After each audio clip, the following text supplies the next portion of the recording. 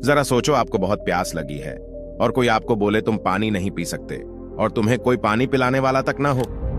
आपको कैसा लगेगा, जरा सोचो। ये सब बातें हो रही थी एक 9 साल के लड़के के साथ। चलो शुरू से देखते हैं, ये लाइव सेशन आपको बहुत मोटिवेटेड करेगा। एक बार की बात है जब इंटरनेशनल एयरपोर्ट पर कुछ फिरंगियों को अपना मुंह बनाकर बोलते हुए सुना, स्मेल इंडियंस, बदबूदार लोग। वेल बोला तो उन गोरे लड़कों ने आपस में था, लेकिन इतनी जोर से कि हम सबको सुनाई दें। वह अपमानजनक रेसिस्ट बात मुझे आज भी चुभती है और मुझे यकीन है कि सुनकर आपको भी अच्छा नहीं लगा होगा। आत्मसम्मान की इसी भावना को जगाए हुए अब अगली कुछ घटनाओं पर गौर कीजिए। 9 साल के भीमराव रामजी अंबेडकर जब स्कूल जाते तो अपने साथ एक बोरी लेकर जाते, क्लास के बाहर बैठते और शाम को उस बोरी को वापस लेकर आते, क्योंकि स्कूल में कोई भी सफाई करने वाला भी इस बोरी को हाथ नहीं लगाना चाहता था। कई टीचर्स बाबा साहेब भीमराव अंबेडकर को पढ़ाना नहीं चाहते थे, कारण भीमराव रामजी अंबेडकर का जन्म महार जाति में हुआ था, जो उस समय अचबल मानी जाती थी। पढ़ने लिखने, अच्छी नौकरी और समाज की तो बात छोड़ दीजिए, यहां तक कि उनको पानी पीने, रहने, सेहत की बड़ी अमानवीय स्थिति थी। यह वह समय था जब एक इंसान की परछाई और आवाज से भी लोगों को परेशानी थी। स्कूल में छोटे भीमराव अंबेडकर प्यास लगने पर नल से पानी नहीं पी सकते थे। स्कूल का चपरासी भी ऊपर से पानी पिलाता था। बाद में Baba Saheb Bhimrao Ambedkar waiting for visa में लिखते हैं, नो प्यून नो वाटर।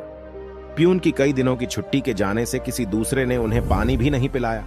एक बार प्यास से व्याकुल होकर जब उन्होंने छुपकर पानी पीने की कोशिश की तो उन्हें बहुत मारा गया। हम याद रखें कि ये सारी घटनाएं 8-9 साल के बच्चे के साथ हो रही हैं। फिर एक खास घटना हुई जिसने बाबा साहेब भीमराव अंबेडकर के जहन पर गहन प्रभाव छोड़ा। 1901 में उनके पिता रामजी सकपाल ने अपने 2 लड़कों को गर्मियों की छुट्टी बिताने के लिए कोरेगांव बुलाया। बड़ी तैयारी के साथ 10 साल के अंबेडकर और उनके भाई ट्रेन से मसूर पहुंचे, जहां पिताजी उन्हें स्टेशन पर लेने आने वाले थे, लेकिन किसी कंफ्यूजन के चलते पिताजी न पाए। दोनों भाइयों ने निश्चय किया कि बैलगाड़ी करके मशहूर से कोरेगांव जाएंगे।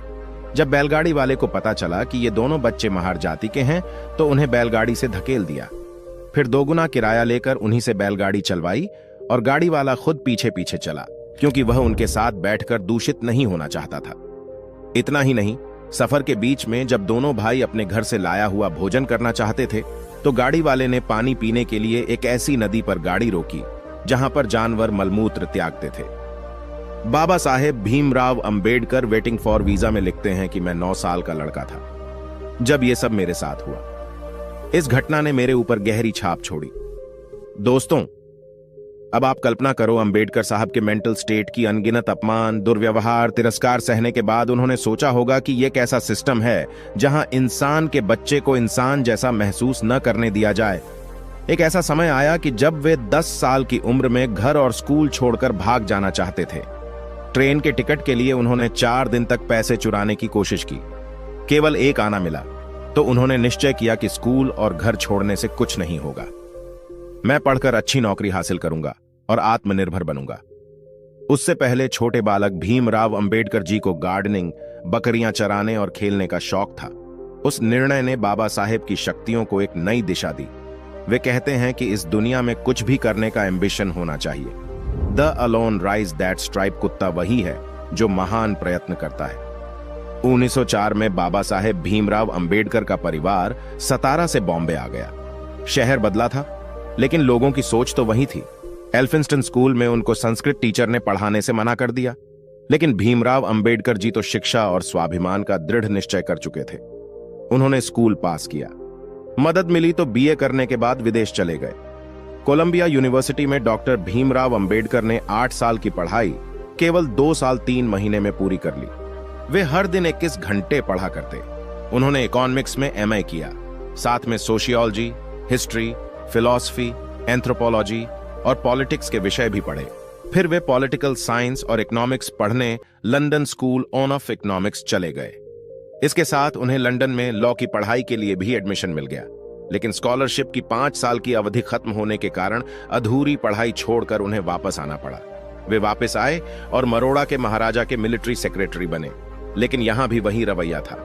चपरासी टेबल पर फाइल फेंक कर चला जाता, ऑफिस में पीने को पानी नहीं मिलता और भोजन के लिए उन्हें बाहर जाना पड़ता। तिरस्कार से तंग होकर वे बहुत फिर वो सिडनी कॉलेज पढ़ने चले गए, लेकिन वहां भी स्टाफ रूम में रखे मटके से पानी पीने पर बाकी टीचर्स को आपत्ति थी। कुछ समय पढ़ाने के बाद डॉक्टर अंबेडकर कोल्हापुर के राजा की मदद से इकोनॉमिक्स और लॉ की पढ़ाई पूरी करने के लिए लंदन चले गए। बाबा साहेब अंबेडकर को 11 भाषाएं आती थीं और कहा जाता है कि वह 64 सब्जेक्ट के मास्टर थे। लंदन स्कूल ऑफ इकोनॉमिक्स ने उन्हें डॉक्टर ऑफ साइंस की डॉक्टरेट दी।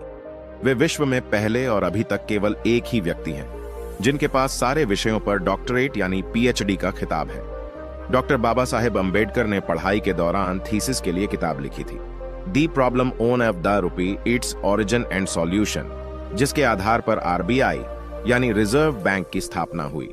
दुनिया में बहुत इंटेलिजेंट लोग हुए हैं और आगे भी होंगे, लेकिन बाबा साहेब अंबेडकर का मतलब है अनस्टॉपेबल। उन्हें संघर्ष कभी रोक ही नहीं पाया। विदेश में पढ़ाई करके अंबेडकर साहब बाहर किसी यूनिवर्सिटी में पढ़ा सकते थे, बड़े लेखक और विचारक बन सकते थे, शांति, सुख और सम्मान से जीवन जी सकते थे। वे कहते हैं कि 5 साल विदेश रहने के बाद मैं भूल चुका था कि मेरी जाति क्या है। लेकिन बाबा साहेब भीमराव अंबेडकर मुश्किलों से भागने वालों में से तो थे नहीं। 1923 में जब डॉक्टर अंबेडकर लौट कर आए तो वह अंडर अचीवर से लड़ने के लिए पूर्ण रूप से तैयार थे। वे कहते हैं कि अगर अपनी जान और देश की आजादी के बीच में चुनना होगा तो मैं देश को चुनूंगा। अगर दलित उत्थान और देश की आजादी के बीच में चुनना होगा तो मैं देश को चुनूंगा।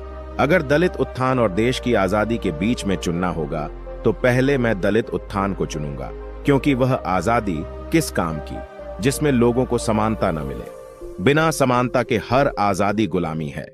आज से 100 साल पहले उनका विजन इतना बड़ा था कि 1923 में उन्होंने बहिष्कृत हितकारिणी सभा की स्थापना की, जिसका मकसद था डिप्रेस्ड क्लास को शिक्षित करना और आर्थिक स्थिति को बेहतर करना। इसके बाद बाबा साहेब अंबेडकर ने कई बड़े काम किए और मूवमेंट चलाए। वे देश में डिप्रेस्ड क्लास के डिस्प्यूटेड नेता बने। इसके साथ उन्होंने अपनी देश की औरतों और लेबर के उत्थान के लिए कई सारे काम किए। बाबा साहेब अंबेडकर कहते हैं कि circumstances is never the problem. परेशानी तो तब है जब आपको परिस्थिति से निपटना नहीं आता। आप 18 साल के भीमराव अंबेडकर के मन में झांकने की कोशिश करो। जिधर देखो उधर अपमान और तकलीफ। भविष्य का कोई ठिकाना नहीं। कौन मदद करेगा, कौन सिखाएगा? भीमराव अंबेडकर साहब ने अगर इन सब प्रश्नों में अपनी मानसिक शक्ति व्यर्थ की होती तो कभी स्कूल पूरा नहीं कर पाते। हमेशा अपना लक्ष्य सामने रखो और जो आज आपकी काबिलियत है, जितनी भी आज आप में शक्ति है, उसका पूर्ण सम्मान करते हुए कर्म में डूबे रहो। ऐसा करने के बाद फिर आप बाहर वैलिडेशन, बाहर सहारा नहीं ढूंढेंगे। बाबा साहेब भीमराव अंबेडकर कहते हैं कि अगर आत्मसम्मान से जीना चाहते हो तो सेल्फ हेल्प में विश्वास करो, खुद को ऊपर उठाओ। यही सबसे अच्छी हेल्प है। आपको गाइडेंस की जरूरत हो सकती है, आपको दिशा की जरूरत हो सकती है, लेकिन अपने आत्मबल को पहचानो, अपने ऊपर भरोसा करो और एक एक कदम चलते रहो। बाबा साहेब भीमराव अंबेडकर कहते हैं कि seniority is the sum of only moral qualities. आप काम ईमानदारी से करो। जब आपकी लगन और उद्देश्य की ईमानदारी सामने दिखती है तो विरोधी भी आपका सम्मान करते हैं। डॉ अंबेडकर की सबसे बड़ी जीत ये थी कि जब वो भारत के संविधान का निर्धारण कर रहे थे तो उनके मुकाबले उतना पढ़ा लिखा कोई व्यक्ति नहीं था।